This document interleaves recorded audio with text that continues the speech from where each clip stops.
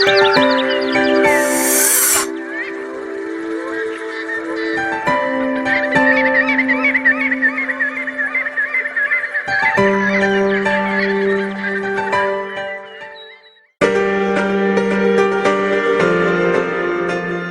পর্দার জগৎ, গ্ল্যামার আর খ্যাতির ঘেরাটোপে ঘেরা এ জগতের মানুষদের নিয়ে সাধারণ মনে আছে সীমাহীন কৌতূহল।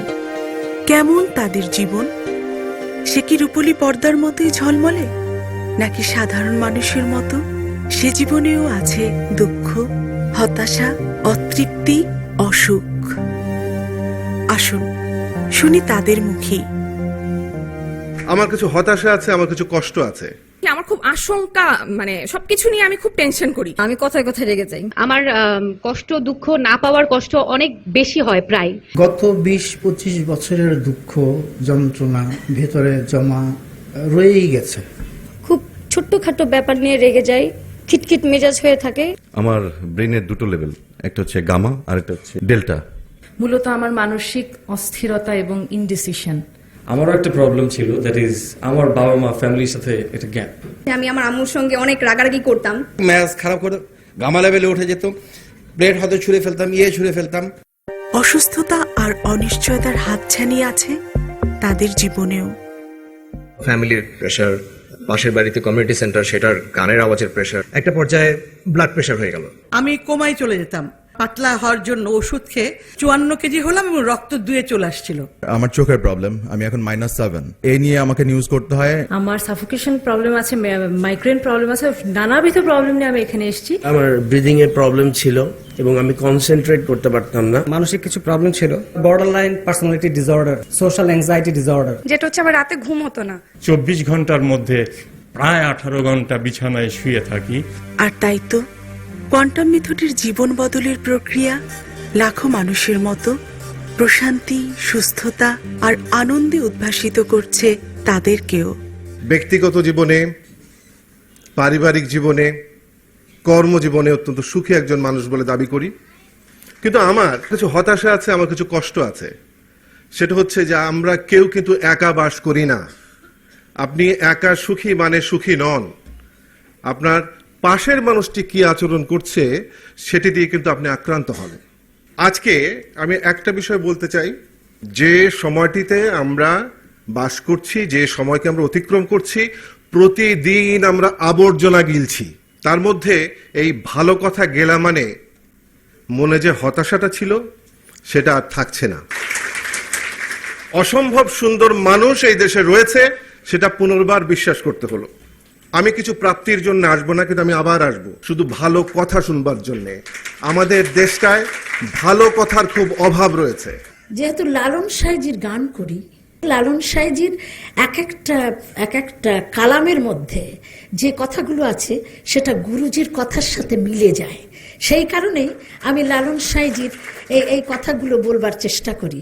লালন সাইজি বলছেন, গুনে পড়ে সারলি ভাবলি নে মন কোথা সে ধন, ভাজলি বেগুন পরের তেলে। তো আমরা সবাই কিন্তু কয়টা গুণে পড়াশোনা করেছি বই, কিন্তু আজকে গুরুজির যে বই সেটা হচ্ছে সর্বকালের, সর্বসময়ের। একটি কথা আছে, ভজ মানুষের চরণ দুটি, নিত্য বস্তু হবে খাঁটি, ওগো মরিলে সব হবে মাটি, তরাই এই ভেদ লও জেনে, সহজ মানুষ ভোজে দেখ না রে মন দিব্য গানে। এখানে এসে এই বিষয়টি আমার বারবার উপলব্ধি হচ্ছিল, মানে আমার দৃষ্টির মধ্যে আসছিলেন। যেমন কবে সাধুর চরণ ধুলি মোর লাগবে গায়ে, আমি বসে আছি আশা সিন্ধু কুলে সদায়। তো আমি এখন কুল পেয়ে গেছি, এই কুলে এখন আমি বসেই থাকবো। তিনি যদি একটু অনুগ্রহ করে তার চরণ তলে আমাদেরকে একটু জায়গা করে দেন। গুরুজি শুধু মহাজাতক নন, আপনারা বলুন তিনি একজন মহাসাধক, মহাসুফি। গুরুজি যে কথাগুলি বললেন, দেখলাম যে সেই রাসূল পাক সাল্লাল্লাহু আলাইহি ওয়াসাল্লাম যে শিক্ষা দিয়েছেন মানব সেবা এবং মানুষের প্রতি ভালোবাসা, যে এবং নিজেকে যে আবিষ্কারের যে ওয়েগুলি, এই ওয়েগুলি আমার এতটা জানা ছিল না। এটি একটি অসাধারণ অভিজ্ঞতা আমার জীবনে। মাঝখানে বয়স বেড়েছে, তারপরে টেনশন, পারিবারিক কিছু প্রবলেম, তারপরে সাংবাদিকতা করছি আজকে 35 বছর, রাতে 2টার আগে কোনোদিনই ঘুমাই না, অনিয়ম, খাওয়ার অনিয়ম, ভাজা পোড়া খাওয়া, একসময় অমিতাচার করেছি, আত্মঘাতী কাজ যেটা কবি সাহিত্যিক সাংবাদিকরা করে, যে কারণে লিভার সিরোসিস হয়েছিল। তো সব কিছু মিলিয়ে আমি জীবনের এই আমাকে সার্ভাইকাল কলার পরা দেখেছেন এখানে প্রথম যেদিন এসেছিলাম। আজকে সকালে দেখলাম যে না, আমি যদি এটা পরে থাকি গুরুজির প্রতি মানে অসম্মান করা হবে। আমি হাত তুলতে পারতাম না, সে হাতটা আমি এখন তুলতে পারি। মানুষ যে কত ক্ষমতাধর, কত মহাশক্তিধর, সেটা আমি নিজেই একটি প্রমাণ। অর্থাৎ এই যে আত্মপ্রত্যয়, তো এই আত্মপ্রত্যয়টা মাঝখানে আমি হারিয়ে ফেলেছিলাম বয়সের কারণে, মানসিক টেনশনের কারণে, পারিবারিক প্রবলেমের কারণে, এবং এই ঘাড়ের ব্যথা। আমি গত 2 মাস 3 মাস চেয়ারে বসে নামাজ পড়ছি, কিন্তু গত 4টি রাত আমি নামাজ পড়েছি সেজদা করে, সার্ভাইকাল কলারটা খুলে। তো এটি হচ্ছে এই মহান সাধকের দান। একজন বলেছিলেন গুরুজি যেন দীর্ঘায়ু হন। আমি একটা কথা বলবো, গুরুজি আপনি যতদিন খুশি বেঁচে থাকুন আমাদের সেবায়, জাতির সেবায়, সারা বিশ্ব মানবতার সেবায়। কারণ আপনি যা করেছেন তার তুলনা নেই, আপনার প্রশংসা করবার ভাষা আমার জানা নেই। গুরুজি যখন বিভিন্ন সাবজেক্টে বলা শুরু করলো, অ্যাটম, মলিকুলার, নিউরন, নেফ্রন, এইসব বিষয়গুলো সব আমার পড়া বিষয়। আমি ভাবলাম যে ভালোই তো, আমি তো মেডিটেশন মানে বসে থাকার। আমি তো দেখছি যে আমি রীতিমতো গ্র্যাজুয়েশন করতে এসে মাস্টার্স ক্লাস শুরু করলাম নাকি। পরে দেখি পুষ্টিবিজ্ঞান, পরে দেখি হিস্ট্রি, পরে দেখি ধর্মগ্রন্থ, পরে দেখি যে মানুষের যে মহৎ মনীষীদের জীবন দর্শন। তখন আমি প্রথম আমি ধৈর্য ধরলাম যে না, আমি মনে হয় ক্লাসটা করতে পারবো। বিরতির পরে এসে আমি খুবই কনসেন্ট্রেটলি এখানে বসলাম, এবং পরবর্তীতে যে বিষয়গুলা, মানুষের যে একটা পজিটিভ ভাইব তৈরি হওয়া, যে আমাদের সবারই অনেক ধরনের ভুল আছে, ভ্রান্তি আছে, ভিতরে অনেক ধরনের আত্মহমিকা আছে, অহংকার আছে, যে বিষয়গুলা গুরুজি তুলে ধরলেন আমাকে সত্যি এমনভাবে ইনফ্লুয়েন্স করলো, আমাকে মনে হলো যে না, আমি আসলে আমাদের মানুষের বাইরেও ভিতরেও আরেকটা মানুষ আছে যেটাকে জাগ্রত যদি হয় সেই মানুষটা, তাহলেই একটা সমাজ, একটা মানুষ, একটা দেশ সুন্দর হয়। এবং সত্যি সত্যি আমি ভিতরে একজন অন্যরকম মানুষ আমি অনুভব করছি এই 4 দিন ক্লাস করার পরে। আমি শুধু এখানে শিখিনি, আমি দেখেছিও, আমি মুগ্ধ হয়েছি যে 10টা ওয়েবসাইট ঘেটেও একসঙ্গে এত তথ্য জোগাড় করা সম্ভব না। প্রথম দিনের বক্তৃতার, এক বেলার বক্তৃতা শুনে বলছে, কারণ আপনি এত রকম উদাহরণ দিয়েছেন, এত রকম রেফারেন্স টেনেছেন, এবং একদিকে বিজ্ঞান, অন্যদিকে দর্শন, অন্যদিকে মানবতাবোধ, ধর্ম এবং আত্মশক্তির উত্থান এবং মনোজাগতিক যে সমস্যাগুলো, তার যে রোগগুলো, এগুলো নিয়ে এমন ভাবে আপনি বলেছেন, বৈজ্ঞানিকভাবে আমরা শিখে যাচ্ছি, এবং আমাদের জীবনটাকে আমরা সুষমামণ্ডিত করব, সুন্দরতর করে তুলব, আমাদের জীবনটাকে আমরা শিল্পায়িত করে তুলব এই শিক্ষা থেকে নিয়ে সেইখানে গিয়ে আপনি আমাদের চলার পথে নতুন শক্তি দিয়েছেন, আমাদের জীবনের শক্তিকে নতুন করে সঞ্জীবিত করেছেন, আমাদের স্বপ্ন এবং বাস্তবতার মধ্যে সেতু বন্ধন কি করে গড়তে হবে, কি করে স্বপ্নকে বাস্তবে রূপ নিতে হবে, তার পরিষ্কার দীক্ষা আপনি আমাদেরকে দিয়েছেন। সবচেয়ে বড় কথা যে আমাদের আত্মশক্তির বিকাশ ঘটানো এবং সেটাকে কাজে লাগানো এবং তার মধ্যে দিয়ে বিজয়কে নিশ্চিত করা, সেই দীক্ষাটি আপনি আজকে আমাদেরকে দিয়েছেন। কাজে এটা আমাদের কাছে শুধুমাত্র not only the science of living, now and onward it will be art of living also. শুধু আমাদের দেশেই নয়, পশ্চিমা সেলিব্রিটিদের মধ্যেও মেডিটেশন এখন খুবই জনপ্রিয় একটি চর্চা। সিরিয়াস মুভি, অ্যাকশন মুভি, বিশেষ করে মার্শাল আর্ট এবং বিভিন্ন অ্যানিমেশন মুভিতেও মেডিটেশনের ব্যবহার দেখা যায়।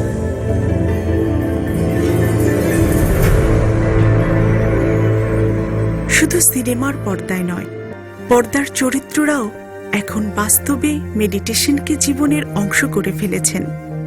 আমি 92 কেজি ছিলাম। আমি পাতলা হওয়ার জন্য ওষুধ খেয়ে 54 কেজি হলাম এবং রক্ত 2 চলে আসছিল।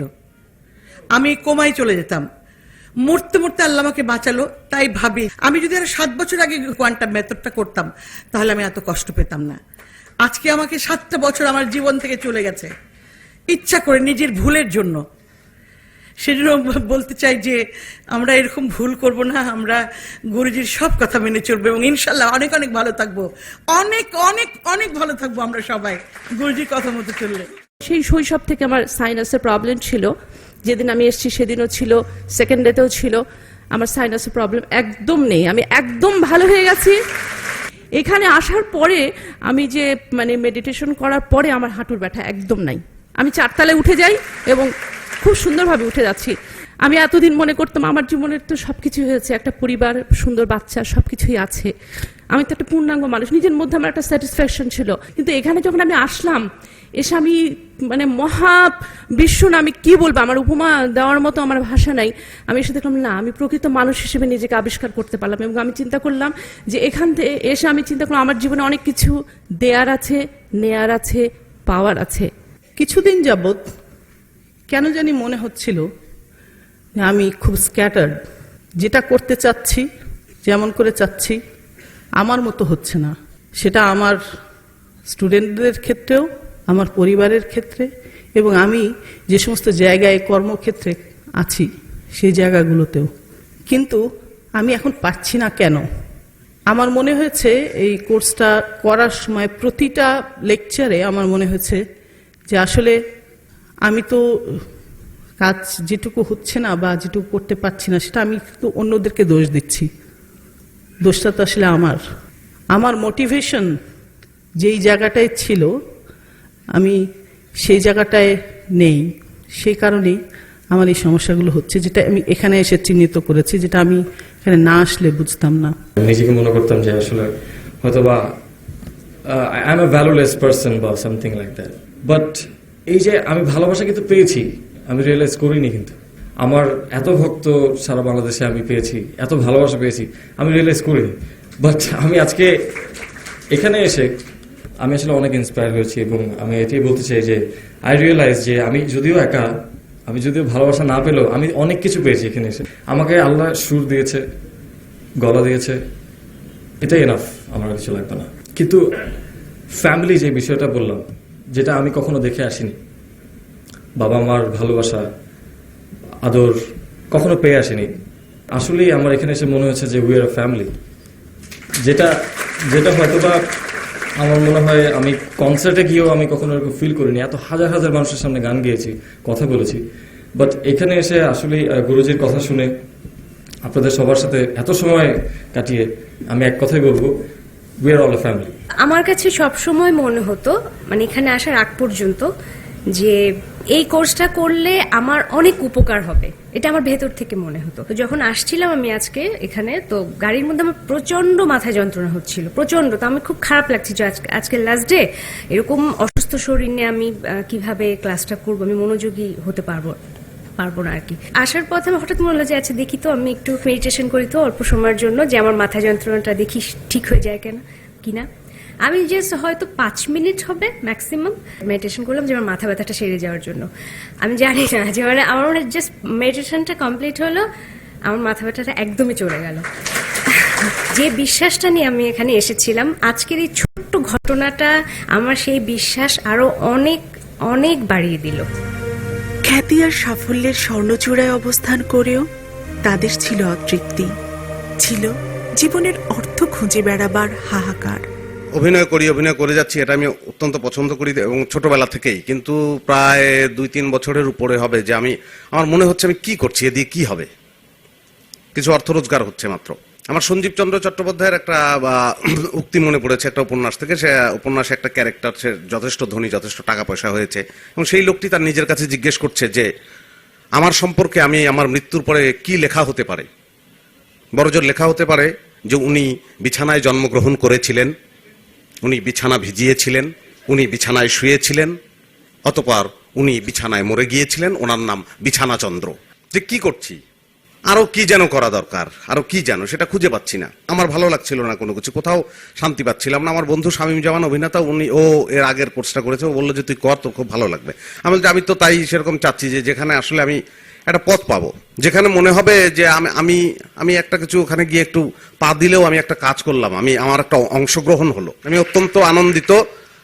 তার একটাই কারণ যে ওই যে অস্বস্তি ছিল এবং মনে হচ্ছিল যে কিছুই আমি করছি না, আমি বিছানা চন্দ্র, সেই অনুভূতিটা আমার মধ্য থেকে দূর হয়েছে এবং এই অনুভূতিটা যেন আমার মধ্যে থাকে, আমি যেন এই জায়গায় থাকতে পারি আর কি। এই জন্য আমাকে দোয়া করবেন। আমরা এই জীবনে পারিপার্শ্বিক, সামাজিক, রাজনৈতিক সব কিছুর অস্থিরতায় আমরা মনে হয় জীবনটাকে হারিয়ে ফেলছি। আমি ইনসিকিউরিটিতে চলে গিয়েছিলাম, ইনসিকিউরিটি ফিলিংস এত বেশি আর খুব অভিমান কাজ করতো। এখন মনে হচ্ছে যে না, জীবনে অনেক ভালোবাসা পেয়েছি, এগুলোকে হারালে চলবে না, আরো অনেক এগিয়ে যেতে হবে। আমি অনেক মানসিক শান্তি পাচ্ছি, অনেক শক্তি পাচ্ছি। আমার মনে হয় আমি যদি আরো অনেক আগে আসতে পারতাম তাহলে আরো ভালো হতো। যাই হোক, এখন আসতে পেরেছি, এটাই আলহামদুলিল্লাহ। আমি আমার বন্ধু বান্ধব, আত্মীয় স্বজন এবং আমার মেয়ে এবং আমার হাজব্যান্ডকে যদি আনতে পারি তাহলে আমি অনেক সুখী হব, শান্তি পাবো। কোয়ান্টামের শঙ্খবদ্ধ চেতনার স্পর্শে এসে ভেসে গেছে তার সব কিছু। আমার কাছে মনে হচ্ছে যে আমি এখানে আসলে একটা শিশু হয়ে এসেছিলাম, এখন একজন পরিপূর্ণ মানুষ হয়ে যাচ্ছি। অনেকে এখানে এসে বলেছেন যে কি কি পেয়েছেন, আমি আসলে বলতে চাই যে আমি কি কি এখানে ফেলে চলে যাচ্ছি। তার মধ্যে প্রথম হলো রাগ। সেকেন্ড দিন একজন লোক, আমার ছোট্ট একটা অভিজ্ঞতা, ফোন করেছিলেন, আমি ফোনটা ধরবো, খুব রাগারাগি করব তার সাথে। হঠাৎ করে আমার মনে হলো যে পেছন থেকে গুরুজি বলে উঠলেন বা বললেন আমাকে যে রেগে গেলেন তো হেরে গেলেন। তো সাথে সাথে আমি ওনার সাথে খুবই ভদ্রভাবে কথা বলে, ঠান্ডা গলায় কথা বলে আমি ফোন রেখে দিয়েছি। আমার এবং প্রত্যেক সময় রেগে যাওয়ার পরে আমার একটা মনোকষ্ট হতো যে আমি কেন রাগারাগি করে কথা বললাম। এখন থেকে ইনশাআল্লাহ সেই কষ্টটা আমার আর হবে না। আর শুকর আলহামদুলিল্লাহ, অনেক বড় একটা জিনিস শিখেছি। প্রায় কিছু না পাওয়ার, গুরুজি প্রথমেই বলেছিলেন, সেকেন্ড ডেতে সম্ভবত উনি বলেছিলেন যে শিল্পীদের দুঃখ কষ্ট অনেক বেশি। আমি একজন শিল্পী, আমার কষ্ট, দুঃখ, না পাওয়ার কষ্ট অনেক বেশি হয় প্রায়, কিন্তু এখন থেকে, আজকে থেকে এই কষ্ট আর কখনো হবে না। বরং আমি যা পেয়েছি সেটার জন্য আমি প্রতিদিন আল্লাহকে শুকর আলহামদুলিল্লাহ বলবো। শুকর আলহামদুলিল্লাহ যে আমি এই 300তম কোর্সটা করতে পেরে মনে হচ্ছে যে নতুন একটা জীবন পেলাম, এবং আমার মনে হচ্ছে যে মেডিটেশন আমার লাইফস্টাইল অনেক চেঞ্জ করে দিয়েছে। ওই টাইমটাতে অনেক বেশি ফ্রাস্ট্রেটেড হয়ে গিয়েছিলাম, অনেক স্ট্রেস আমি নিতে পারতাম না। সো এই প্রবলেমগুলো এখন আর হয় না ইনশাআল্লাহ। জ্বর হলেও মনে হয় না কোনো ব্যাপার না, জ্বর আসবে চলে যাবে, জ্বরের জায়গায় জ্বর, আমি কাজ করতে পারি, কনফিডেন্স লেভেলটা অনেক বেড়েছে। এই ধরনের অনেক বড় বড় প্রাপ্তি, এবং যেটা করেছে মন ছবি, যেটা এখন আমি যে কোনো প্রবলেম হলে নিজেই সেটা সলভ করার ট্রাই করি এবং সলভ হয়ও আর কি। তো এই প্রাপ্তিগুলো হয়েছে আমার মেডিটেশন করার পর। প্রথম দুদিন এসে আমার এত ভালো লেগেছে, অনেক কিছু আমার সাথে মিলে যাচ্ছিল, সবগুলোই, অনেকগুলো ওনার উপদেশগুলো আমার খুব মিলে যাচ্ছিল। কিন্তু যেটা ছিল না সেটা হলো একটা গোছানো ব্যাপার, কোনটা করব, কোনটা ঠিক রাখবো, কিভাবে করব, কোথায় কখন করব, এই জিনিসটা আমি এখানে এসে শিখে গেলাম। আসলে যেহেতু আমার বাসায় কোনো কাজের লোক নেই, ঘরের কাজ, বাইরের কাজ, এসেই রান্না করা, মানে কাজের ওখানে সামিনা চৌধুরী, বাসায় এসেই কাজের বেটি রহিমা, মানে এরকম আর কি অবস্থা আমার। তো আমার বাসায় একটা কিছু এদিক থেকে ওদিক না হলে, ঠিকঠাক না হলে আমি খুব রেগে যাই। কালকে থেকে আর রাগ হচ্ছে না। আমার হাজবেন্ড বলল, বাবা ওই রকমই, মানে কোনো এনি প্রবলেম, তোমার কি কোনো প্রবলেম? আমি বললাম না না না, কোনো প্রবলেম হচ্ছে না, সামনের মাসে তোমরাও যেও, তখন বুঝবে যে কি হবে। তো যাই হোক, থ্যাংক ইউ সো মাচ। আর সবাইকে অনেক ধন্যবাদ, একটা ভালো পরিবার পেলাম, এটা বিশাল বিশাল বিশাল পাওয়া। সবাই দোয়া করবেন, থ্যাংক ইউ সো মাচ। তাই তো জীবনের শ্রেষ্ঠ প্রাপ্তি বা পুরস্কারের আসনেও স্থান দিয়েছেন তারা কোয়ান্টামকে। দেশের সম্মান রক্ষার্থে আমার সর্বোচ্চ সঙ্গীতের ক্ষেত্রে আমি সে অপরচুনিটিটা পেয়েছিলাম। লাস্ট ওয়ার্ল্ড কাপের মিউজিকটা করার সৌভাগ্য আমার হয়েছিল। তো আমি মনে করেছি সারা জীবন যে এটাই বুঝি আমার সর্বোচ্চ প্রাপ্তি। এখানে এসে বুঝেছি ওটা আমার সর্বোচ্চ প্রাপ্তি না। এই কোয়ান্টাম মেথডে যতটুকু শিক্ষা আমি গ্রহণ করেছি, যা আমি পেয়েছি, এটাই আসলে আমার জীবনের সবচেয়ে বড় প্রাপ্তি। 1973 সালে পেয়েছিলাম প্রথম শ্রেষ্ঠ শিশু শিল্পী পুরস্কারের সার্টিফিকেট, যখন একেবারে দাঁড়াতে শিখেছি। মাঝখানে অনেক বছর গেছে, আজকে আবার নতুন করে আরেকটি সার্টিফিকেট পেলাম, যেটি কোয়ান্টাম গ্রাজুয়েট। আমার কাছে এটা অনেক বেশি মূল্যবান সার্টিফিকেট মনে হচ্ছে। গত 4 দিনে আমি যেই অভিজ্ঞতা এবং যে ভালো লাগাটা অর্জন হয়েছে, এটা আমার শ্রেষ্ঠ অর্জন। আমার কাছে মনে হচ্ছে যে এটা আমার জীবনের সবচেয়ে বড় শ্রেষ্ঠ অনুভূতি এবং সবচেয়ে বড় অর্জন। আজকে আমার এই 4 দিনের প্রশিক্ষণ নেয়ার পরে মনে হচ্ছে আমি আবার নতুন করে জন্মগ্রহণ করলাম। আমি প্রতি মুহূর্তে এটাই অনুভব করছি যে আজকে এখানে এসে গত 3 দিন ধরে আজকে 4র্থ দিন যা প্রাপ্তি আমার হলো, এটা আমার সারা জীবনের সঞ্চয়। পেশাগত সৃজনশীলতা বা দক্ষতার এক নতুন দিগন্তের সন্ধানও তাদের দিয়েছে ধ্যানের এই জগৎ। মিউজিক যারা করি, we don't really have any time, specific time. Suddenly আমার বাসায় সব এমার্জেন্সি সব ডিরেক্টর চলে এসছে, 3টা-4টা, যে কালকেই হয়তো জিঙ্গেল জমা দিতে হবে। কিন্তু দেখলাম যে কাজটা করতে হবে আমার জাগতে হবে ভোর 4টা পর্যন্ত অ্যাটলিস্ট, তাছাড়া আমি কাজটা ডেলিভারি দিতে পারবো না। তো আমি গুরুজি একটা আসন করলাম, চিন্তা করলাম, একটু মেডিটেশন করলাম, নিজেকে ভাবলাম যে না, I have to do it. আমি করে আবার সকাল 9টা ঠিকই আমি এখানে আসবো, এটা আমার ইয়ে ছিল। আমি এটা কনফিডেন্ট ছিলাম যে আমি করতে পারবো, যেটা আমি কোনোদিনই করতে পারিনি। গত 4 দিন প্রত্যেক দিন আমি একদিনে 4টার আগে ঘুমাতে পারিনি, যেহেতু এখানে আসতে হয় বলে আমার কাজগুলো পেন্ডিং হয়ে গিয়েছিল। প্রত্যেক দিনে রাত 8টা থেকে ভোর 4টা পর্যন্ত কাজ করেছি, এবং আল্লাহর কি মেহেরবান যে every single day I was here in এক রাইট টাইম অ্যাট 9 o'clock। তো এটা আসলে আমার জীবনে অনেক অনেক বড় প্রাপ্তি। আমি চোরাবালি নামে একটা ছবি করেছিলাম। আমার মনে হচ্ছিল যে আমি আগে চোরাবালিতে ডুবেছিলাম, নিজে এখন চোরাবালি থেকে বের হয়ে আসছি। আমার হয়তো একটা লেখা দরকার অথবা লিখতে ইচ্ছে করছে, কিন্তু সেটা কলম পর্যন্ত আসে না। এটা এক ধরনের রাইটার্স ব্লক। তো এইটা হচ্ছে একটা লেখকের জন্য যথেষ্ট ভয়াবহ অবস্থা।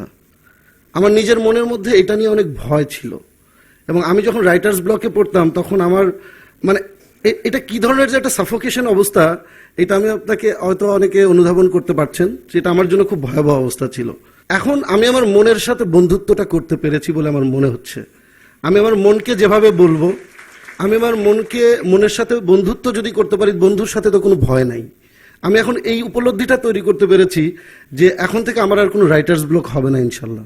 আমার চোরাবালি সিনেমাটা রিলিজের পরে আমার আইসক্রিম নামে একটা ছবি তৈরি করতে আমার 3 বছর লেগেছে, শুধু আমার ভাবতে যে আমি আসলে কোন ছবিটা বানাবো। আমি এত কনফিউজড, আমার কাছে মনে হচ্ছে যে মানে এটা না ওইটা, এটা মানে আমি এত কনফিউজড।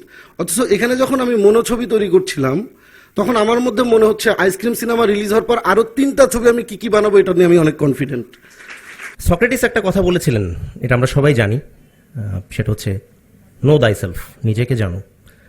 কিন্তু আসলে নিজেকে জানাটা খুব কঠিন একটা বিষয়, কিন্তু গুরুজি সক্রেটিসের সেই বাণীটিকে অত্যন্ত সহজ করে দিয়েছেন। এখন আমি নিজেকে জানি। আমাদের মিডিয়াতে যে জিনিসটা হয়, আমাদের খুব স্ট্রেস পড়ে, তো স্ট্রেস থেকে মুক্তি পাওয়ার জন্য হলেও এই মেডিটেশন যে কত উপকারী সেটা আমি আজ বুঝেছি। কোয়ান্টাম করার পর এখন থেকে আমার দিন শুরু হবে ঈশ্বরকে ধন্যবাদ জ্ঞাপন করে, আর সারা জীবন চলবে আলফা লেভেলে। ভালো আছি, বেশ ভালো আছি বলে। আমার অনেক রাগ কাজের ক্ষেত্রে। সেই রাগটা হলো এরকম, যদি কোনো ডিসিপ্লিন এলোমেলো দেখি, যদি কোনো কর্মক্ষেত্রে দেখি যে কেউ আমার কাজগুলো হয়, আমার অ্যাসিস্ট্যান্ট বা ডিওপি বা যারা হোক, এডিটর কিছু করলো না, তখন আমার খুব মানে মাথা গরম হয়ে যায়। আমি তখন একাই কথা বলতে থাকি এবং কাজগুলো মনে হয় যে আমি নিজে করি। কিন্তু আমি যখন এখান থেকে সেকেন্ড ডেতে গেলাম, প্যানেলে গেলাম, আমি যখন দেখলাম এটা ঠিকঠাক নাই, অন্য সময় হলে হয়তো আমি আমার উত্তরার বাসা থেকে আমার অ্যাসিস্ট্যান্টকে ডাকাতাম, আর্টিস্টদেরকে কল করে আনতাম, রাত 1টা পর্যন্ত ডাবিং নিতাম, ওদেরকে বকাঝকা করতাম। কিন্তু আমি দেখলাম আমি এগুলো কিছুই করলাম না।